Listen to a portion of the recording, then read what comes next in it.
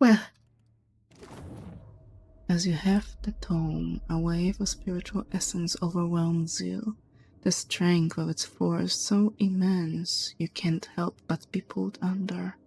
The gods strip us of who we are on every turn about the wheel, mercilessly shaving off all we've learned with their divine lathes. We retain the pale shadows of our souls, but knowledge, memory, self, all of it is cut away. Do the gods fear we might someday rival their strength if they do not?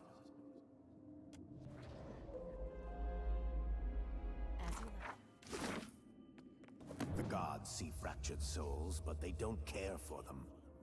Damaged, broken people are abandoned by their makers to twist in the wind, given no succor, no relief. Would an intentionally fractured soul be similarly inconsequential to them? I will use their apathy against them. I will make their disdain serve me. As you like. A few weak strands of spirit essence cling to the frozen corpse. Cold air rushes over you as you fall into the curling spiritual remains. A vast expanse of white flashes before you. No, shimmering silver. The sunlight on the sea, and breaching it is an iceberg, the dead flow. Nakili raises her oar, pointing the dripping wood towards an inlet. You row, and time slides away. They seem to manifest from the fog, long and tall with harpoons and axes. Ron rides atop a goddamn bear. Nakili cries out for peace, one of few phrases you know in the Glamfellan tongue, but the pale elves don't seem to hear. The snow turns pink, then red. They're roasting Jarak's wolf. It smells delicious and you hate yourself for that. Kumix sobs. He's hanging from a post, hands bound above his head, same as you. You draw in a cold breath and tell him to be calm, to be strong. Nakili would have us find a way to freedom, or else meet the beast of winter with honest gratitude. Nakili is dead, he says. Fuck the beast of winter. None remain. No, you remain. The others swirl about you with the snow, howling and hungry, dead and lingering.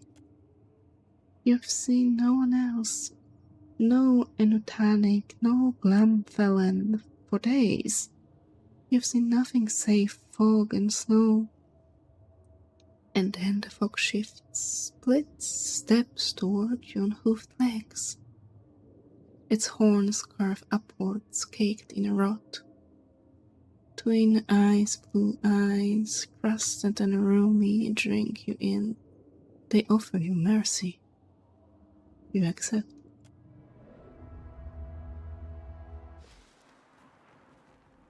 I shall make it so. The Rhine constructs have been disabled, sister. Where are the frostbitten temple guards? Fuck the temple guards. Let us to the breach.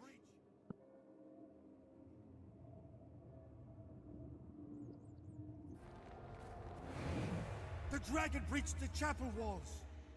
Greenhide is there! She turns her prayers to Rimagant! With me, sister! We must to her defense!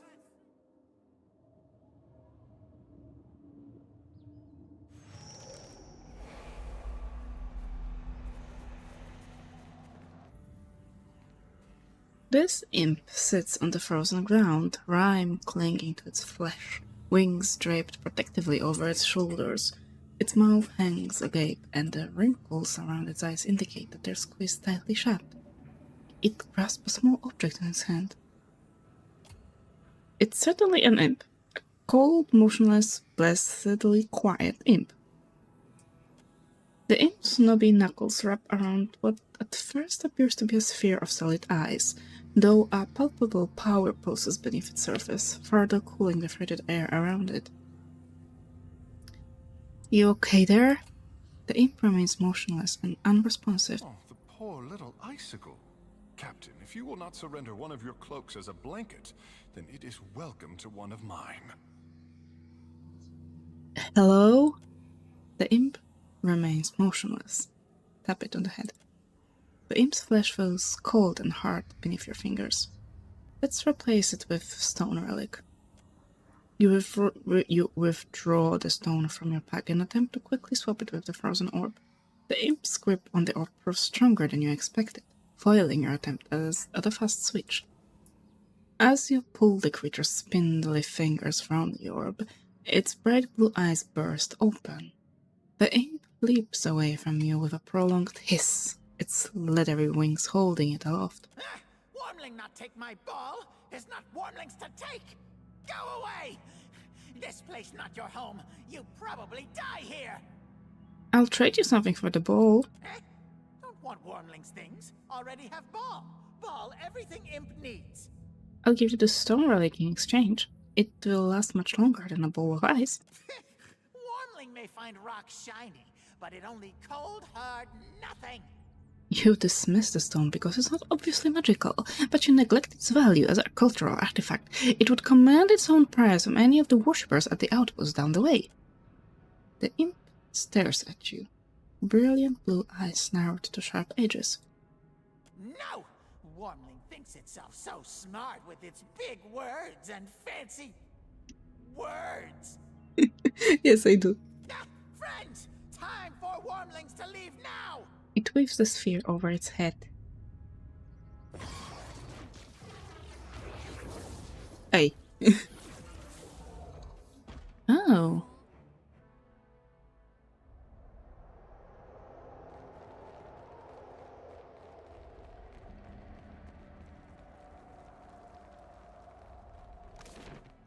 Oh. Okay, no, that's interesting.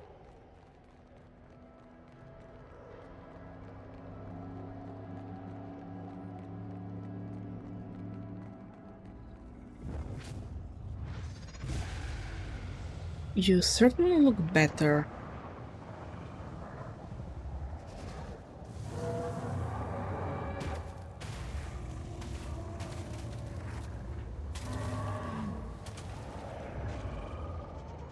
Dragons have souls like all other creatures. Oh, Kith, in your dragon souls. It ate the dragon. Well, nice to see a problem resolve itself for a change. It didn't resolve, it made it worse, probably. Dragons have the same souls Kith have, so dragon souls are nothing special. You wonder why this one is? What you initially take for yet another frozen corpse appears on closer inspection to be a heavily armored figure encrusted in a jagged layer of cloudy bluish eyes. The warrior's upraised hand seems to be reaching out towards something, the fingers splayed wide and grasping. Examine it. Maya? Partial success. 2 of the fingers have been broken from the hand, based on the hard, sharp edges of what's left. It seems this occurred after the figure froze over.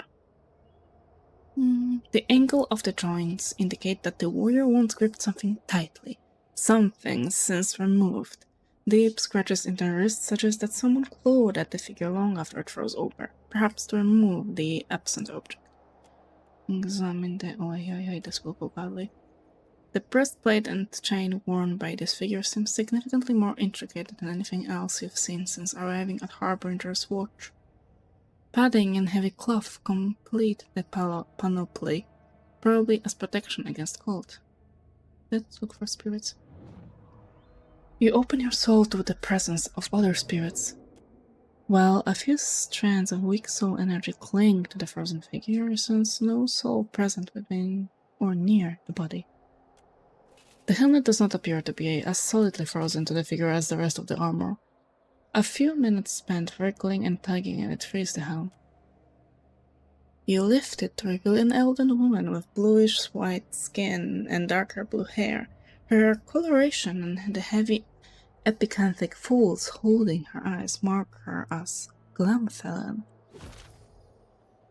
Okay, remove the armor. The armor's intricate straps, weaved chain, and interlocking plates have frozen solid. Removing the armor without damaging the warrior within may be difficult, if not impossible. Let's unfasten the... Oi. Oh yeah? Despite hours of careful effort, the armor straps and buckles do not yield to the clumsy fingers pointing at them. Hammer a chisel to loosen the armor from the figure. As delicately as you can, you take a chisel to the straps and the edges of the armor, chipping away the ice holding it in place. You loosen the gear, but it remains frozen in place. Use pry bar. You slide the pry bar between the metal and the remains, gingerly shifting back and forth, cracking the ice. A final sharp crack sends the frosted armor clanging to the floor. The rest of the armor proves no more difficult to claim, and soon you've gotten the whole of it, leaving the frozen elf standing in her tattered robes. I mean, she is frozen over. I don't think she'll have any use of that. You stand before the shining portal that devoured the dragon. This close, you see it as a ragged-edged tear in the world. As you near, the portal flares bright, brighter, too bright to stand. When the light fades and at last you can see again, a great, shaggy aurochs stands before you. A bone-snapping chill radiates from the creature. It is the manifestation of Remergant. Herald of Bereth, you teeter on the very precipice of your death. Have you come at last to make good on your threat? About that. Do the sharp talons of fear grip your heart, Watcher, now that you stand before the end of all things? Passing through the breach will shred your soul into its constituent parts, to little more than wayward motes of essence. I honestly forgot that I threatened him. Knowing that, what do you want? What happened to the dragon? Her soul was drawn through the breach, the Vitmouth, and into the beyond. Neriskirlas has bound her soul to a relic from the days when the gods walked Aora as titans. This relic lies in the beyond, and it holds her soul captive there. Who is Neriskirlas? That is the name the dragon chose for herself.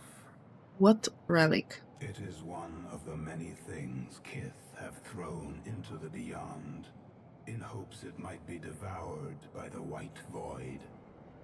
Why did the dragon bind her soul to it? The relic cannot be destroyed. In her ignorance, Neriskirlas hoped that tying her soul to it would save her from death. She is mistaken. True death has not claimed her yet, but it will. It is inevitable. Is that why this iceberg is here? Yes. The iceberg is the natural result of Neriskirlas's desperate attempt to evade death. Every time she escapes from the beyond into the here, she tears the hole a little wider. And so, the chill of my realm spreads. And your cult, the Harbingers, what about them? They have done as Kith always do. They have claimed for themselves a place that is not their own. They are no concern of mine. What's the difference between the Vitmat and the White Void? The Vitmouth is the gaping maw of entropy. The White Void is the hunger that gnaws at the guts of Aora and cannot be sated. Your breach will freeze the Deadfire if you don't close it. That is unfortunate for you. You don't care? I do not. However, there is something you may do for me. No. Like a maggot, the dragon Neriskirlas has burrowed beneath the skin of my realm. Destroy her. Why do you want the dragon dead? She is already dead. She refuses to acknowledge it. She has made herself immune to destruction by my hand, and in so doing, she mocks the very essence of my realm. One final thing, Watcher. You must destroy that dragon. Filth!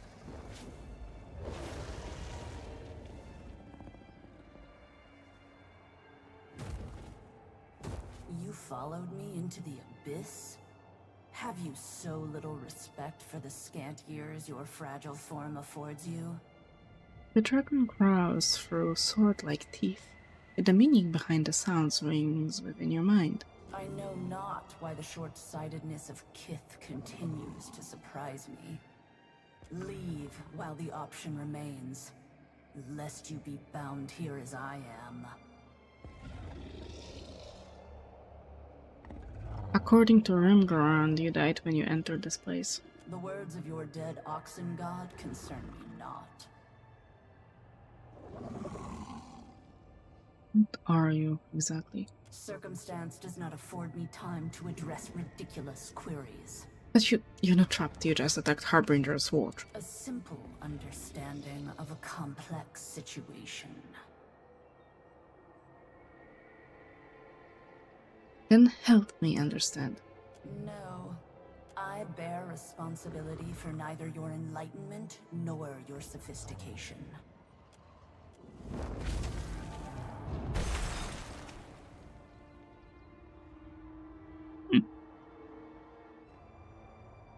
Faintly pulsing strands of soul essence collect here as if seeking one another's comfort.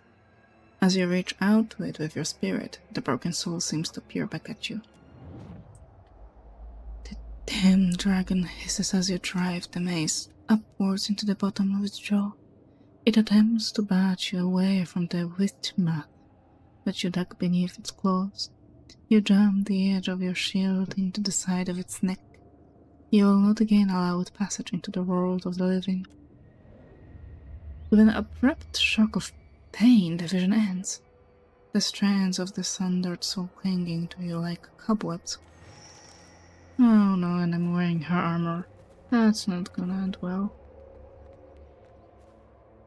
The faintly pulsing strands of soul essence stretch towards you. It's an honor, your mother told you. The altar of the clan rarely sends for Ganbur among the clans, but your heart breaks as the land recedes behind the ship. You never noticed it before, such warmth for your frigid home, but it is darkest day in its absence. You'll sail north, the captain tells you, keeping well to the west of Nasitak and its stout defenders. The journey will take weeks, but it will be quicker, he says as he points you toward the oars, if you're rowing with the rest of us. The whirling essence settles within you. That's so pretty.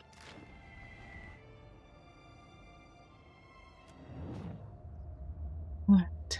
Orlun's daughter dragged again before the elders for wandering. Never leave the clan without another, they would said before, would say again, each time drumming it into her shoulders with a staff of etched bone. The land is one of endings, the beast of winter's dread demands, where he lurks beneath the snow, above the stars, and within red fangs and claws. Never walk alone. The girl will not learn. Bjarnilfo tells them, for her ears are frozen shut.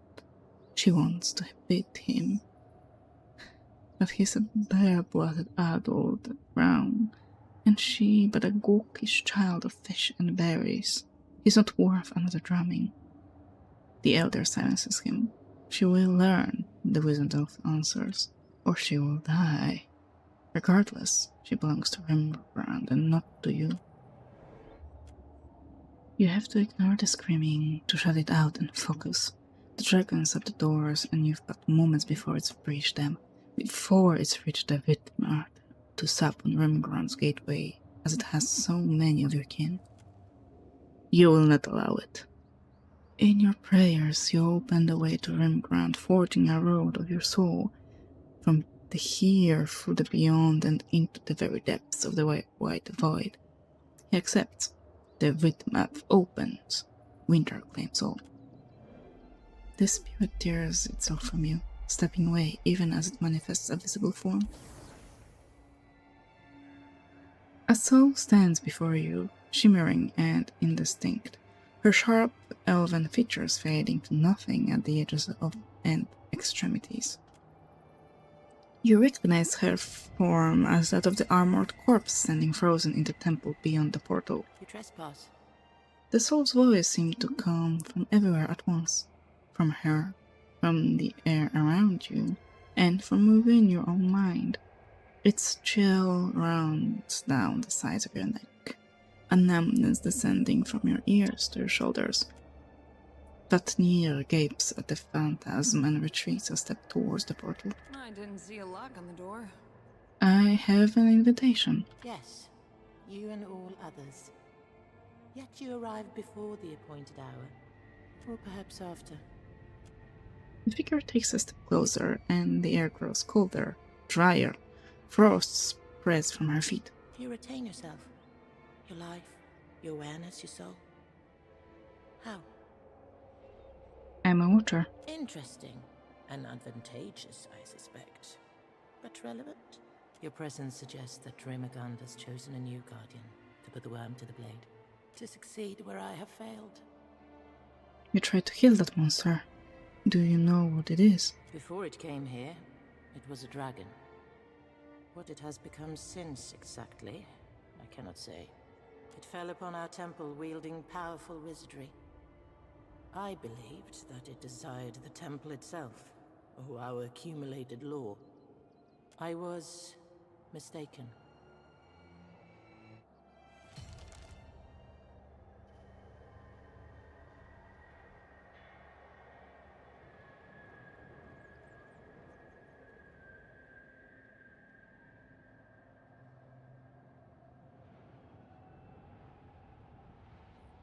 Hello? This place has eyes that pry through falsehood, I say. Someone is watching our every step.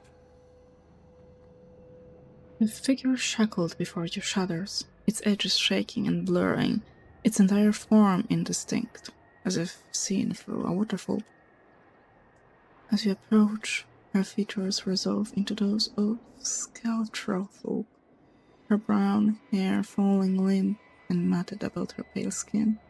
Her eyes, though, are bright and blue. Piovara ix anxios. You've returned to me. Please, please release me. This place, the agony, so much worse than anything I suffered at your hands. How can I know this is you?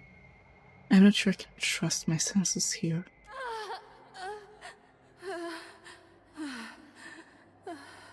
He cries out, writhing against her bones as they burn with violet light. She shimmers and her face falls away, replaced with a cold, hard mask of her grey beard. My student, my nemesis, to see you again here. Have you come to proffer forgiveness, or to persecute me further? I thought I returned you to the wheel. This spirit manipulates our perceptions directly. Some ciphers possess similar skills. The entity shimmers again, its features running like water as it lifts its head. See you, do I? Come to kill old Merwald? To claim his keep? Cadnua home to me for decades now? Leave an old man be, beg I. Leave him to his doom, to the dawn star's rise. I absorbed Merwald's soul. I know you're not him. The old man trembles, his visage splitting apart at the wrinkles, the sagging flesh falling away to reveal bruised skin beneath. The illusion melts into black ichor, which flows through the air into an object hanging from the spirit's neck. a small blade broken near the hilt. What's that hanging from your neck? The spirit's labored breaths fracturing the weak chuckle. You see through it then? You must be special. Like they were. Are. Who are you? I'm uncertain. I've lost so much of myself here. She tore my name from me. Who did this to you? The interrogator. She's deep within, ensconced in her little court. Why don't I just go find her myself? I don't believe it possible. This place is hers. Without someone who knows her, you're lost. I'll try to find a way to help you. I appreciate that. You've no idea how much. Take the relic with you. You may need it.